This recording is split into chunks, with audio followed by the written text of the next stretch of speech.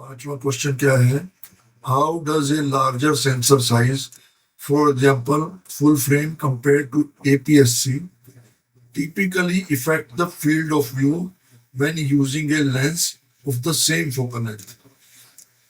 अच्छा, अगर एक फोकल लेंथ हम आ गया 20 mm है, 20 mm से APS-C से पे शूट करेंगे या फुल फ्रेम पे शूट करेंगे, तो जो हमें फील्ड ऑफ व्यू जो सामने दिखाई दे रहा है वो उसके ऊपर कैसा फर्क पड़ेगा उससे।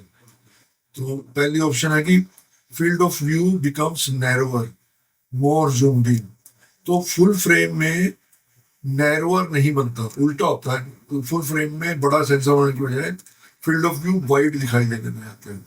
APS-C में नैरोअर होता है और जूम हो जाता है, मतलब उससे जो फुल फ्रेम में 30 mm पे दिखाई देगा वो APS-C में 20 mm पे दिखाई देगा। अच्छा, the field of view becomes wider, more zoomed out, ये सही है। बी ऑप्शन इसकी सही है, क्योंकि फुल फ्रेम में है ना, एक बड़ा सेंसर लेंस द्वारा प्रोजेक्ट किए गए इमेज सर्कल का अधिक हिस्सा कैप्चर करता है।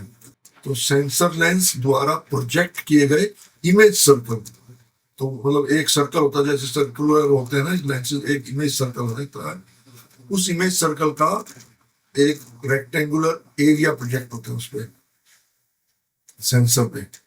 तो फुल फ्रेम लेंसेज का जो इमेज सर्कल वो बड़ा होता है, तो एक बड़ा सेंसर लेंस द्वारा प्रोजेक्ट किए गए इमेज सर्कल का अधिक हिस्सा कैप्चर करता है। इसलिए समान फोकल लेंथ लेंस के साथ एक बड़ा सेंसर जैसे फुल फ्रेम का फील्ड ऑफ व्यू एक छोटे सेंसर जैसे APS-C या माइक्रो फोर थर्ड की तुलना में चौड़ा होगा, मतलब ज्यादा वाइड होगा।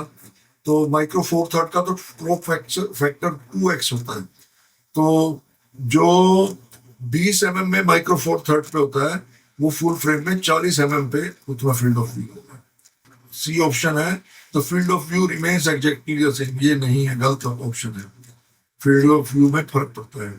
इमेज बिकम्स डिस्टॉर्टेड, ये भी गलत ऑप्शन है। इमेज उस डिस्टॉर्शन का इससे कोई लेना देना नहीं है।